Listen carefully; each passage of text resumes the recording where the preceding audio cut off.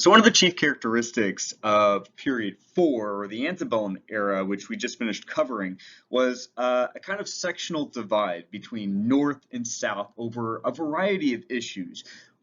Certainly there are economic issues, as the North is more industrial, the South is more agrarian. They definitely have different labor systems, as the North relies on free labor and the South relies on slave labor.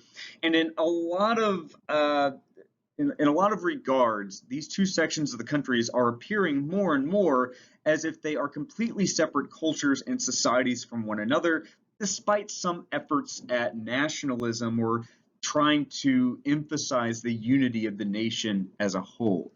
Now, the central dividing issue, certainly in period five, is going to be that difference in labor system and the institution of slavery. A series of events revolving around the debate over this institution are going to lead us to open conflict. They're going to rip that sectional divide wide open into the actual Civil War. And these more heated debates that are resemblant of the Missouri crisis but more intense are going to begin to break out in earnest in the 1840s and 1850s. And the beginning of that comes with dramatically increased territorial expansion and the question of whether or not to extend slavery to new territory that's been gained by the United States. So number one, what were the major factors contributing to U.S. territorial expansion in the 1840s? One of the big terminologies that we introduced in period four was that of manifest destiny. It was a term coined by a newspaper editor named John O'Sullivan in 1845, and it suggested that the United States had a God-given right or a God-given obligation to expand from the Atlantic Ocean all the way to the Pacific. And in doing so, they would bring the supposed benefits of white civilization and white freedom to non-white Western people, including Native American cultures and Mexicans living there, since after all of this territory and what will become Texas, the Southwest, California, all of that belongs to Mexico essentially. So we begin with Texas, which had been part, or rather at this time in the 1840s, is still part of the Mexican frontier. Now, in an effort to try to settle the area, to create kind of a buffer zone between the urban areas of Mexico and raiding Native American cultures further to the north, the government of Mexico invites American settlers in to help develop the region.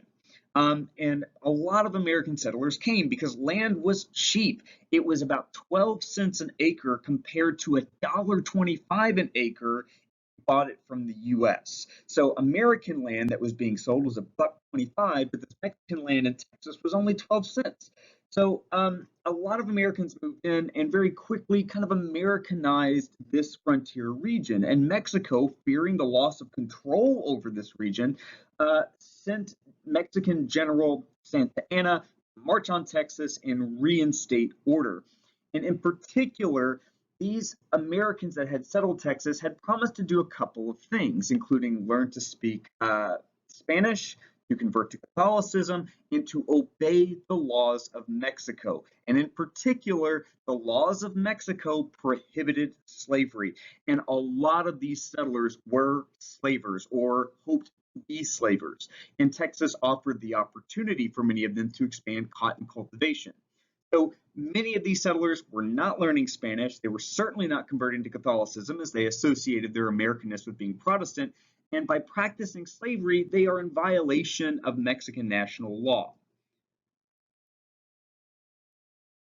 When Santa Anna and the Mexican army marched on Texas to try to reinstate control, Americans living there revolted. They declared themselves an independent nation, and they suffered an initial defeat at the Alamo in 1836,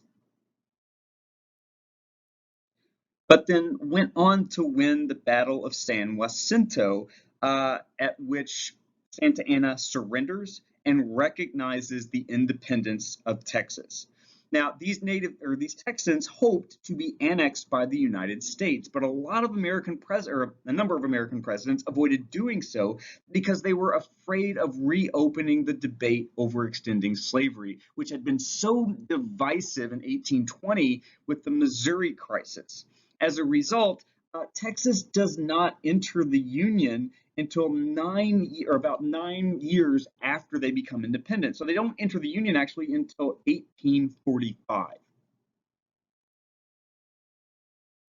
Bringing ourselves up to that point, the election of 1844 is pivotal not only in the entrance of Texas into the Union, but greater territorial expansion to the Pacific Ocean.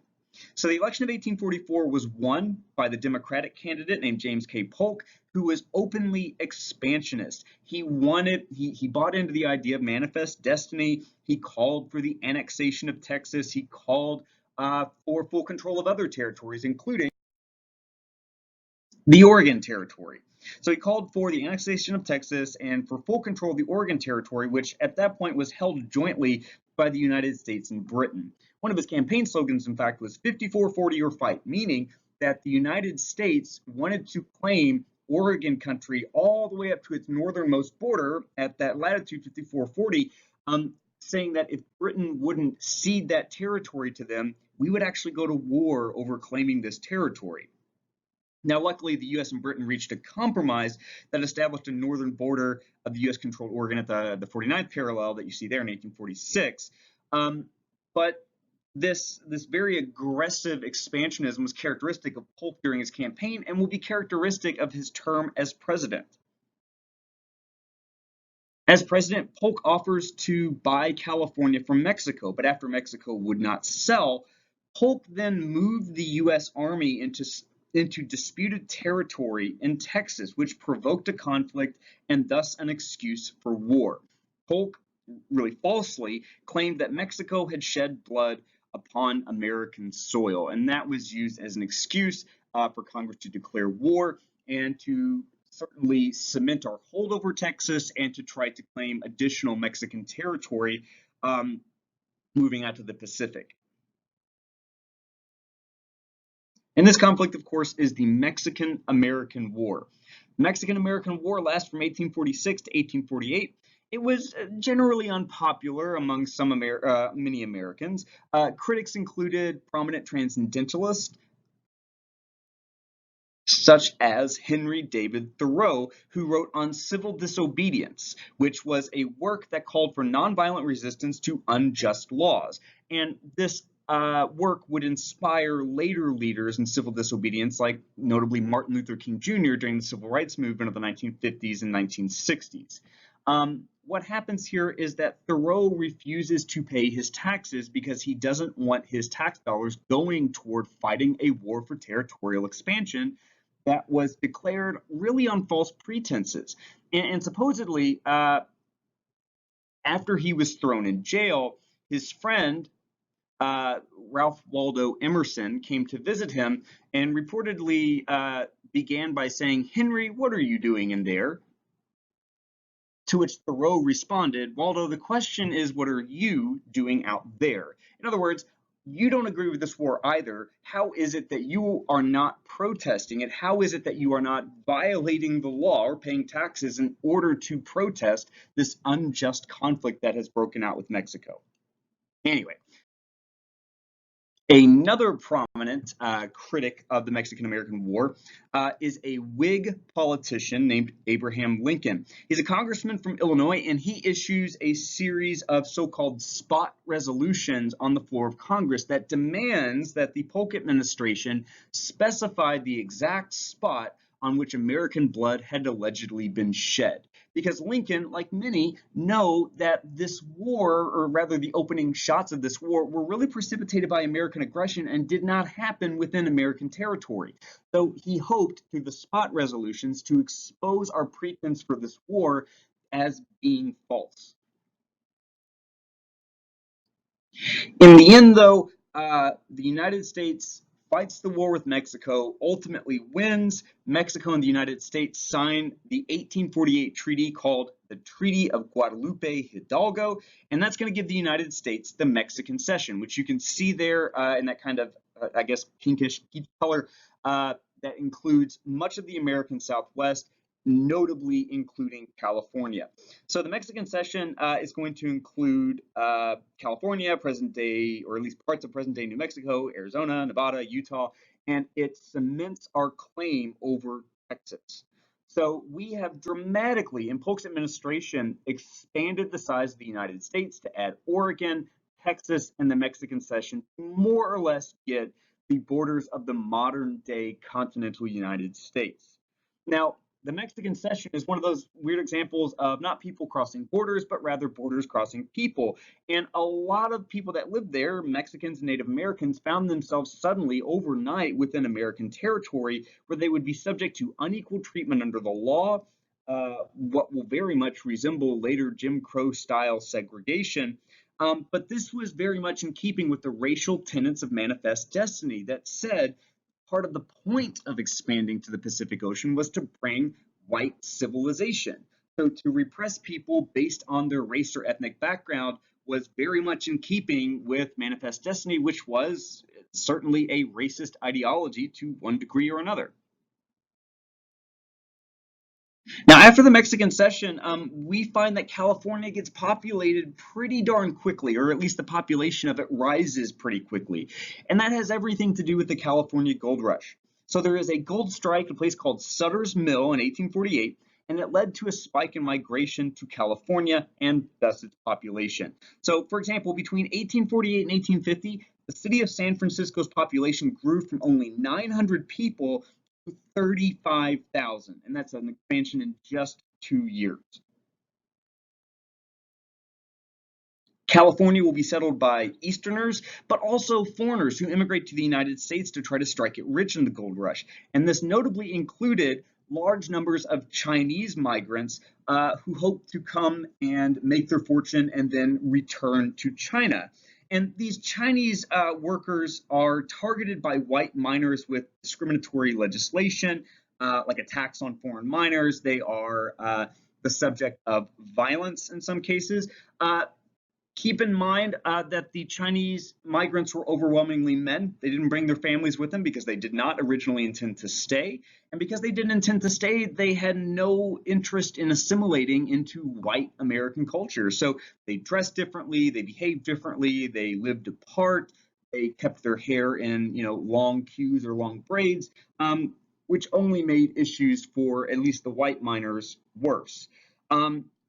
Miners, both white and Chinese, also overran Native American lands. Again, very much in keeping with the tenets of the racial motivations of Manifest Destiny. Now, California was extremely important in our westward expansion, and in many respects, it was very much the target of our expansion. California was considered a gateway to the abundant markets of the Pacific trade, particularly trade with China and the lucrative markets that existed there. California will offer us a kind of stepping stone to the east, and at first that'll come in the form of Japan, as U.S. Naval Commodore Matthew Perry opens U.S. trade with Japan in 1854, which is a significant market for our goods to be sold to at that time, as we, again, still try to make our way to the markets or enter our way into the markets of China. All right, second question. Why did the expansion of slavery become the most divisive political issue in the 1840s and 50s? So to recap, the idea of Manifest Destiny drove our expansion westward, and it's going to lead to the Mexican-American War. Mexican-American War will be fought between 1846 and 1848. It will result in the Treaty of Guadalupe Hidalgo and the Mexican Cession, which gives us the American Southwest and Texas. And it also gives us the big question to be settled now, which is how, if at all, would the United States expand slavery westward into this new Mexican Cession? Now, Indicating an oncoming political debate, at the very least here, is the submission, or the proposal, I should say, of something called the Wilmot Proviso. This was a proposition, a proposed law that was proposed to Congress while the war was still ongoing, and it proposed to ban slavery in any territory that would be taken from Mexico by the end of the war. Keep in mind, this new territory would not be subject to the Missouri Compromise line because we didn't own that territory when that law was concluded in 1820. Now, Wilmot proposed the Wilmot Proviso not because of any altruistic anti-slavery abolitionist reasons, but rather he intended to preserve the land for white small farmers rather than allowing for all the land to be gobbled up, bought up by wealthy planters. In fact, David Wilmot called this Wilmot Proviso, quote, the white man's proviso. So keep that in mind as we look at politicians who oppose the expansion of slavery. It's oftentimes not because they're abolitionists, it's oftentimes because they are against slave owners being able to buy up more land at the expense of small white farmers that might otherwise buy it up. Now, the Wilmot Proviso fails to pass, but the debate split Congress according to sectional differences, North and South. And that is different because normally debates broke down along party lines. Here, that doesn't happen. It breaks down along sections. So Northern Whigs and Democrats are on the same page about this. Southern Whigs and Democrats are on the same page about this. So this indicates that sectional differences are coming before party differences, and that the party system is, or at least the idea of the Democrats and the Whigs as somewhat national parties, is very much beginning to break down.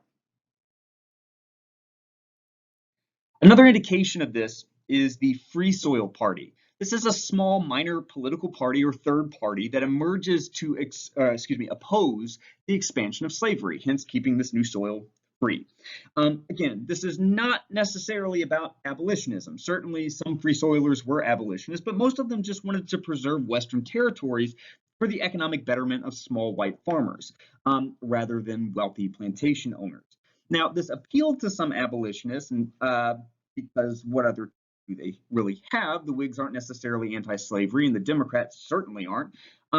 But it's appealing to Northerners. It's not appealing to Southerners. It's appealing to Northern abolitionists and non-abolitionists alike.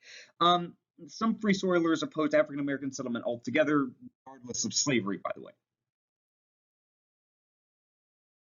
Now, ultimately, the issue of whether or not we expand slavery into the Mexican cession is settled by a package of laws that's collectively referred to as the Compromise of 1850. This is definite need-to-know stuff right alongside the Missouri Compromise. So in 1850, the agreement here is that, one, California is going to enter the Union as a free state. So that makes Northerners happy. Secondly, the slave trade, although not slavery itself, will be abolished in Washington, D.C. So one could still own slaves in Washington, D.C., but you could no longer buy or sell them at markets there. Kind of a compromise issue, but it makes Northerners generally happy. Third, and the most controversial aspect of the Compromise of 1850, is a new, more stringent or stricter fugitive slave law. This will be the most controversial aspect of the Compromise of 1850. We'll come back to it in just a moment, but in the meantime, understand that the fugitive slave law is going to bring the issue of slavery very close to home for many Northerners who have been able to effectively ignore the issue altogether for years.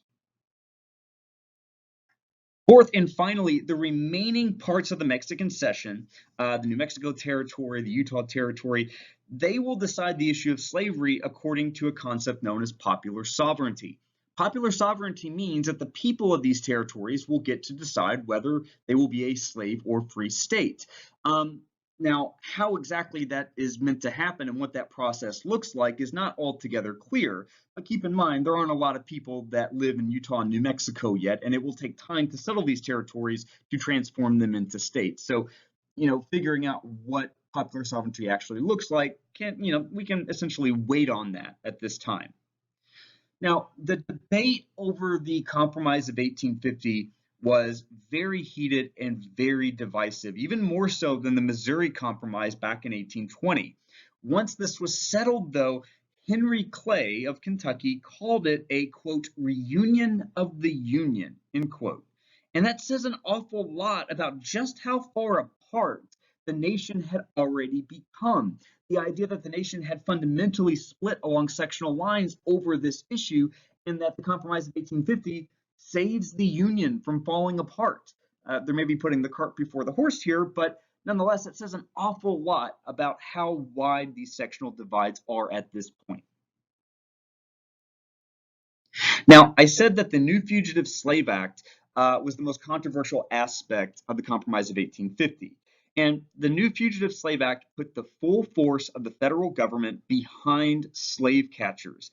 And the fate of accused fugitives could be settled without a jury trial, which essentially opens the door to mass kidnappings of African Americans in the North, because certainly for going after runaway slaves, but really any Black American could be targeted by this because there would be no jury trial regarding this. Local authorities couldn't interfere either. So this increased sectional tensions as some Northerners and Northern states tried to resist this. These were their neighbors.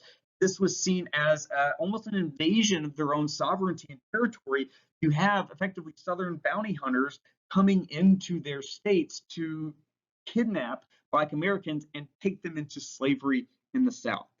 So efforts to resist this law were passed state to state, and they're generally referred to as personal liberty laws, which were attempts to allow states to resist the law by giving a legal procedure to challenge these essentially abductions. They're generally not going to work, though. Nonetheless, this is increasing our sectional divide between North and South over this very controversial Fugitive Slave Act.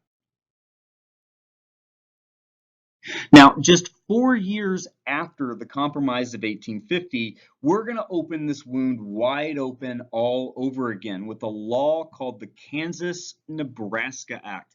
If we're looking at causes for the Civil War, the Kansas-Nebraska Act is arguably the most important one. Obviously, slavery is what the war is fought over, but the series of events that actually leads to the conflict, Kansas-Nebraska Act is central to this. So in 1854, an Illinois senator named Stephen A. Douglas, remember that name, he's important. Stephen A. Douglas wanted to build a transcontinental railroad that would pass through his home state of Illinois.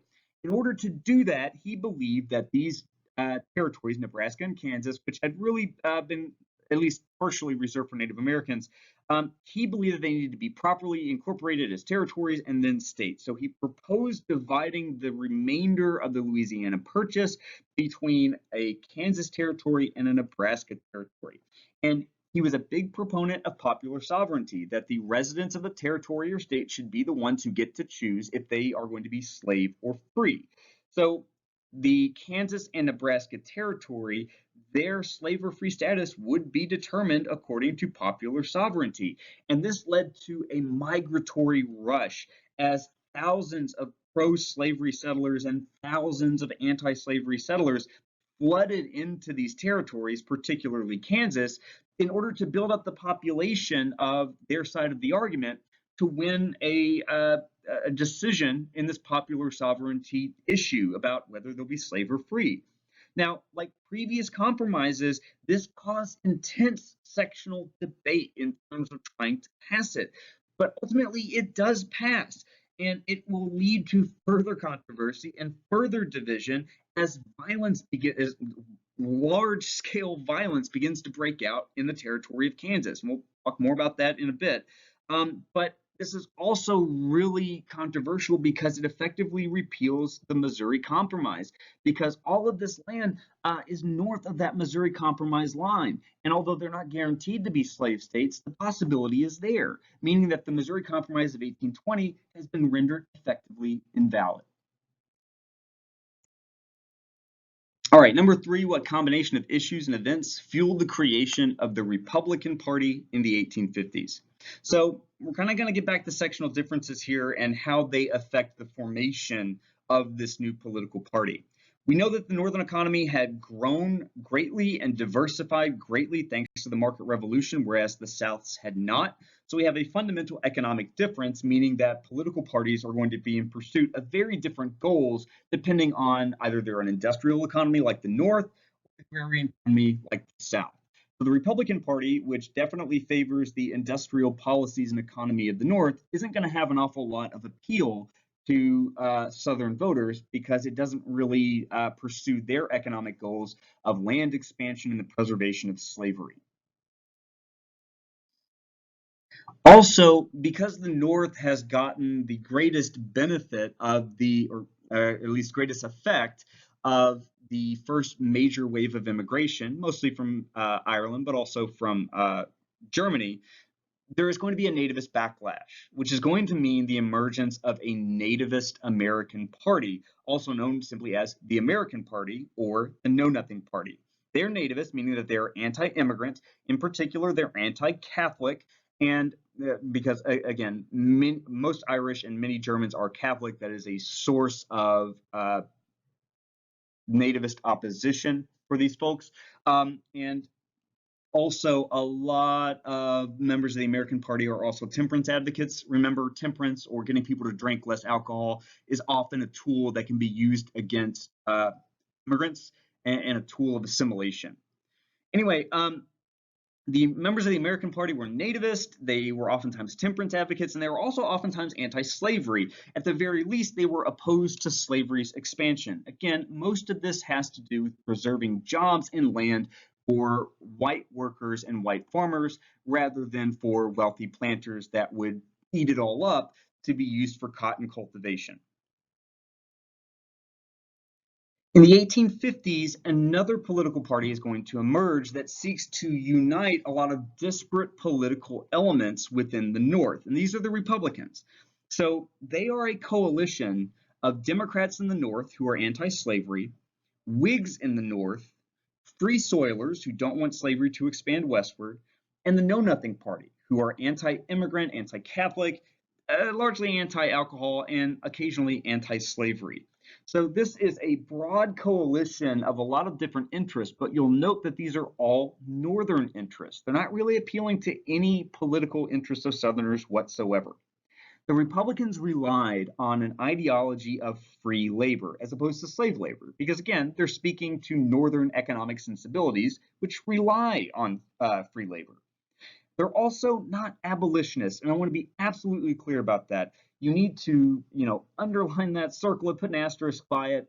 Please, please, please don't think of the Republicans as being abolitionists. They're not yet. There are certainly abolitionists who belong to the party because they are anti-slavery expansion, and that's at least a step in the right direction.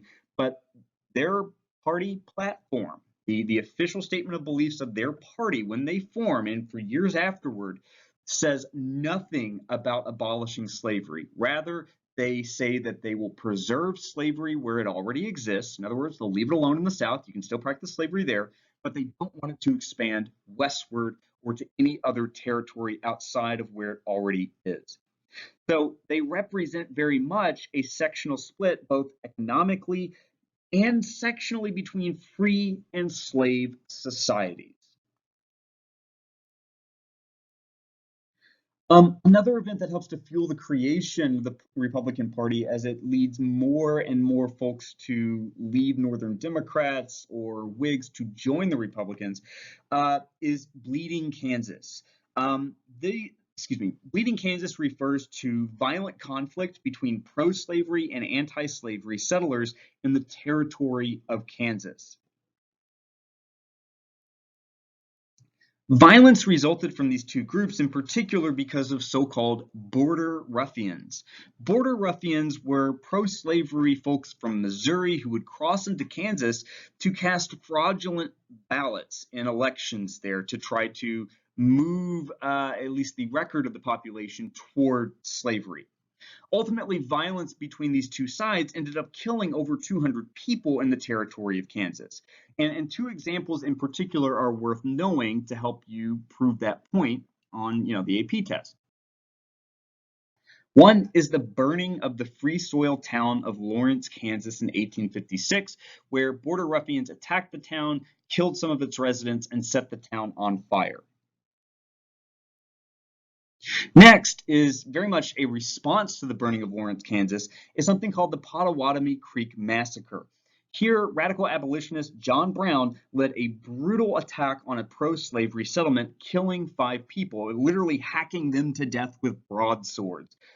He'll have to flee into hiding, but he and his followers will reemerge for a much bigger event coming up later in the 1850s. Another event is the beating of Senator Charles Sumner of Massachusetts by a congressional representative named Preston Brooks, who's from South Carolina. So Charles Sumner had given a speech called "The Crime Against Kansas" on the floor of the Senate that was both anti-slavery as well as being a personal tirade against Senator Andrew Brooks, who is Preston Brooks, the guy there with the cane. That's his uncle. So in defending his honor, Preston Brooks later marched onto the Senate floor, found Charles Sumner, and beat him near to death with his cane. He beat him over the skull so hard that he broke his cane. Now, while the North saw Southern barbarity, the idea that the South has no legitimate argument against slavery, they have to rely on violence and barbarism to defend it, the South saw in Preston Brooks a hero, someone who was defending the honor of the South and defending Southern chivalry. In fact, because he broke his cane over Charles Sumner's skull, for the rest of his life, as gifts from Southerners, he received new canes to replace the one that he had broken in defense of Southern honor. Next up, the 1856 election. This is the first presidential election that Republicans will participate in, and they will run John C. Fremont as their candidate. Democrats will run James Buchanan, and the Know Nothings also ran a candidate, but the Whigs notably did not. The Whigs had dissolved to such a point that they were essentially a political non-entity in the North. So ultimately, though, Republicans lose. They won, though, 11 out of 16 free states. On the other hand, they didn't win a single state in the South. So despite this defeat, Republicans refer to this as a, quote, victorious defeat. They believe it's a victorious defeat because they realize that if they can hold on to the states they won in 1856 and then win just 2 more northern states where they have a lot of appeal, they can win the presidency in the upcoming election in 1860. So for their first time out, they just fall 2 states short of winning the presidency. So in 4 years, they just have to hold on to the states that they won in 1856, win 2 more, and they've become president. But that presents a real threat to many Southerners, at least in their eyes, because if a Republican wins the White House, then the country will be controlled by a president that belongs to a political party that has no appeal whatsoever in the South and who has no votes from Southern states either. So it's this fear of having your entire society ruled by someone, or that's a little bit strong of a word, but governed by a party that does not have your interest, your goals in mind, and do not reflect your society at all. Number 4, what enabled Lincoln to emerge as president from the divisive party politics of the 1850s? Again, we have a series of events between the 1856 election and 1860 that are going to propel Republicans to victory in that next election, despite the increasing divisiveness over sectional issues, particularly slavery. So the first is the Dred Scott decision in 1857. Dred Scott was a slave that had been taken by his master to both a free state and a free territory to live in each one temporarily. So he sued for his freedom, along with the freedom of his wife and his daughters, on the grounds that they had lived in free territories, and because slavery would have been illegal there, they could not have been held in bondage. The ruling, this makes its way all the way up to the Supreme Court, and the ruling is one of the worst rulings in Supreme Court history. It's a 2-part ruling. One, is that Scott had no standing to sue, meaning that he had no right to bring this lawsuit before the courts, not because he was a slave, but because he was black. And that is the important differentiation that most people miss. They believe that, oh, the court said he couldn't sue because he was a slave. They said he couldn't sue because he was black. And therefore, anyone who's black is not a citizen. According to the majority opinion of the court written by Justice Taney said, they had for more than a century been regarded as beings of an inferior order and altogether unfit to associate with the white race, either in social or political relations, and so far unfit that they had no rights which the white man was bound to respect. That was part of an actual decision by the US Supreme Court. So that's problematic in and of itself. But the second part of the ruling is that slaves are legally defined as private property, and thus they could be taken anywhere and legally held because Congress nor the states had any right to deprive someone of private property without due process of law. So freeing a slave just because they are in a free state or territory would not be due process and is thus not allowed.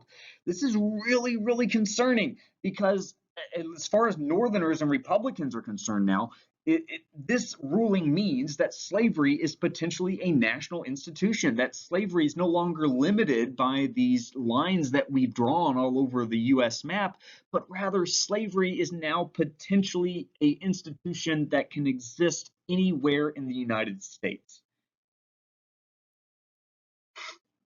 The next event is the Lecompton Constitution. This is where we're getting back to Bleeding Kansas. The Lecompton Constitution is a pro-slavery constitution for Kansas that was written under false pretenses after a fraudulent vote, but it's still accepted by President Buchanan, who is a Democrat. So he is expansionist, he is generally pro-slavery. So you have a invalid pro-slavery constitution accepted by the President of the United States. Now, ultimately, though, it has to be ratified by Congress. And Stephen A. Douglas, a Democrat, united with Republicans to defeat the admission of Kansas as a slave state. He saw it as a violation of popular sovereignty because the process was not a legal one, but Southern Democrats felt now that they couldn't trust Douglas. They couldn't trust Northern Democrats. So even within the Democratic Party, a sectional divide emerges that's going to greatly damage them in the 1860 presidential election. Now, speaking of Douglas, Douglas engages during his Senate re-election campaign in 1858 in a series of debates with his Republican challenger, Abraham Lincoln. Abraham Lincoln challenged Stephen A. Douglas for his Senate seat. They engaged in a series of open-air debates that largely focused on the issue of slavery. Now, Lincoln loses the Senate race, but the debates made his national reputation. These debates made him famous and made the Republican Party look to him to be their presidential candidate 2 years from now in 1860. But these debates also, in my view, really demonstrate one of those big facts about the early Republican Party, and that is they are not abolitionists. They're anti-slavery because they don't want it to expand, but they're fine to leave slavery alone in the South. And like most white Americans at the time, they hold deeply racist ideas, Lincoln himself included. So, for example, this is some of the rhetoric coming out of these debates. At one point, Douglas says, if you desire Negro citizenship, then support Mr. Lincoln and the Republican Party. America was made by white men for the benefit of white men and their posterity forever.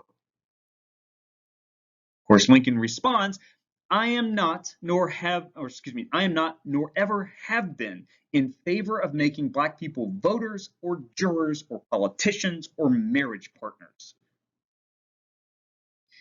He goes on to say, and this is Abraham Lincoln, there is a physical difference between the white and black races, which I believe will forever forbid the two races living together on terms of social and political equality. And insomuch that they cannot live while they do remain together, there must be the position of superior and inferior. And I, as much as any other man, am in favor of having the superior position assigned to the white race. So pretty racist words and ideas coming from who we will kind of mythologize as the great emancipator after the Civil War. Next big event, 1859, is John Brown's raid on Harper's Ferry. This is the gentleman who engaged in the Pottawatomie Creek Massacre during Bleeding Kansas, hacking to death 5 pro-slavery advocates with broadswords. Here, the radical abolitionist leads a band of followers to raid a federal arsenal in Harper's Ferry, Virginia. Federal arsenal is just a storehouse of weapons and ammunition. And supposedly, John Brown hoped to spur a slave revolt throughout the South. But he failed, and he and his followers were captured. And that might have been his intention all along, because really, his plan was terrible. If the plan was to arm nearby slaves on plantations in Virginia to launch a slave rebellion throughout the South, he probably would have done well to actually inform them that such a thing was coming, which he didn't do. They really had kind of a plan for getting into Harper's Ferry, seizing the weapons, and that's it. They didn't really have a plan for getting out if they got surrounded. They didn't have a plan for passing out or distributing those weapons. So it may have actually been his intention all along to get caught, because at his trial, he's able to give an eloquent plea for the abolition of slavery that will be reprinted in newspapers and pamphlets and distributed throughout the country, especially the North, and it's going to go a long way into changing minds among otherwise apathetic white Northerners on this issue. Brown will be executed and become a kind of martyr in the North. There's actually going to be widespread public mourning, mock funeral processions, draping homes and other things in black palls or black fabric, people wearing black after he's executed. You hadn't seen public mourning on this scale since the funeral of George Washington. And this is shocking and appalling to many Southerners who saw John Brown as a traitor. He attacked the United States government. Now, in retrospect, we can say, well, he had good intentions, but he's still objectively committing treason here. And for a lot of Southerners, this cements their perception of Northerners and abolitionists as people that are willing to stoop to violence and treason to accomplish their ends.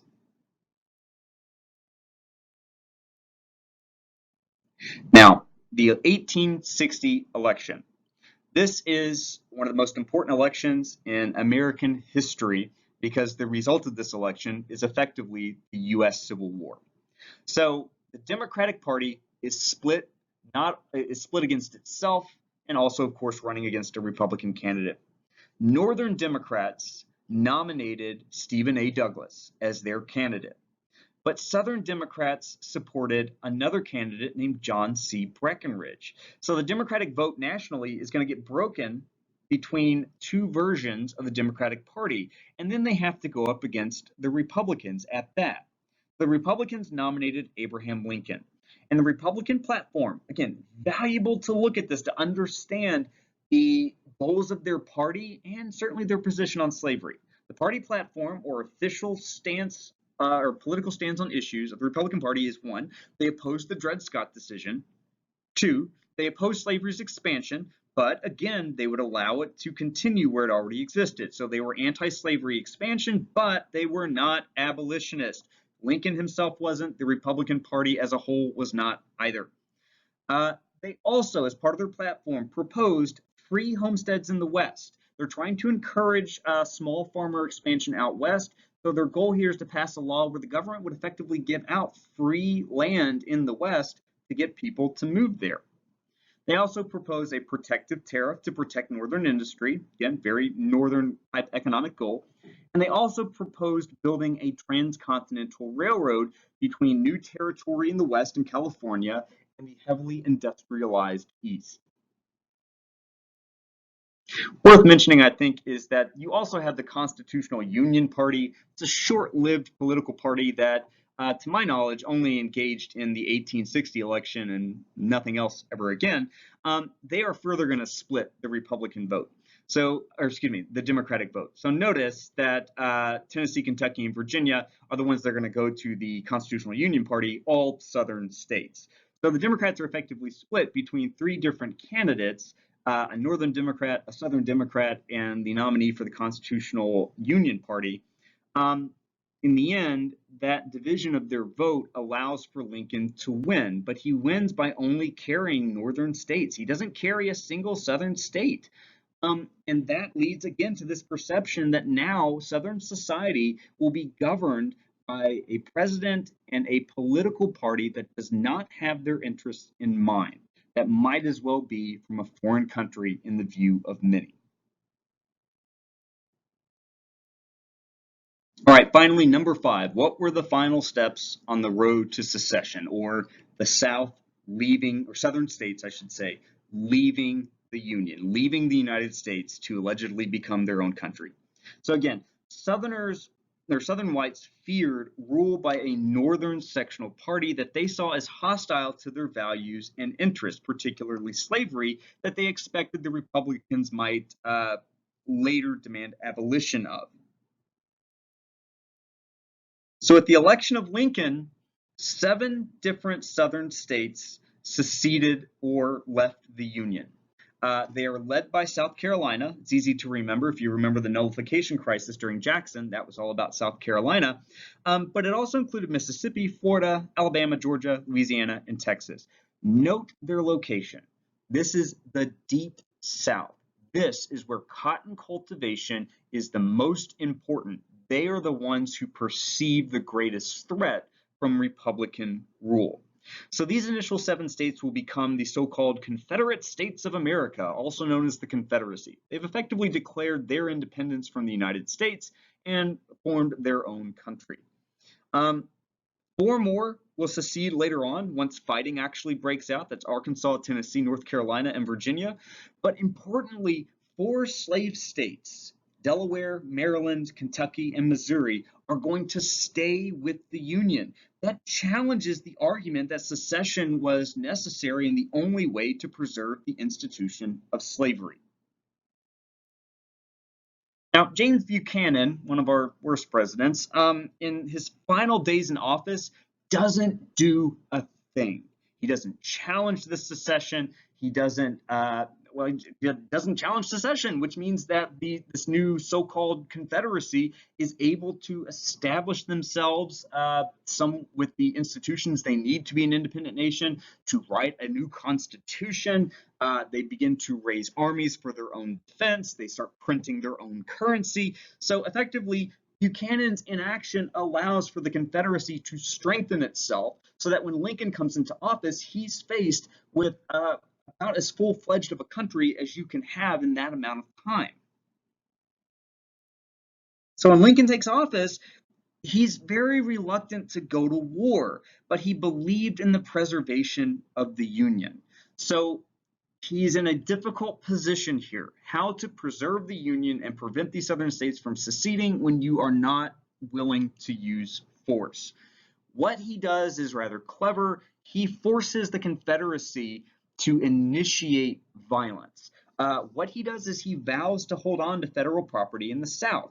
This means things like post offices, yeah, big deal, but also forts and naval facilities. So all of those things, U.S. Army and naval forts and things in the South, those remain in the Union.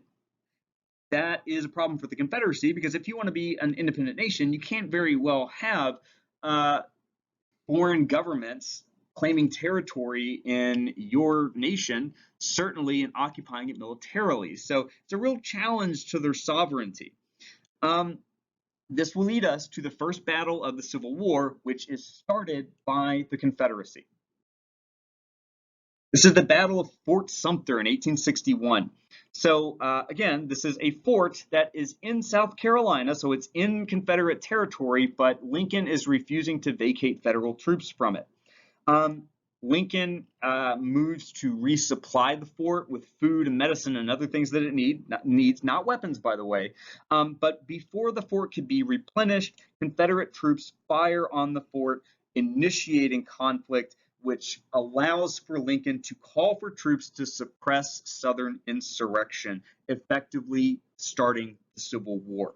But again, once fighting actually breaks out, 4 states that had been reluctant to join the war, Virginia, North Carolina, Tennessee, and Arkansas will then secede from the Union and join the Confederacy. But again, it's Lincoln's election, secession of some southern states, the outbreak of conflict started by the Confederacy that is going to begin the Civil War. Next chapter, we will look at the war itself. Not a lot about battles, but mostly about the cultural and social change that comes along, most important conflict in all of American history.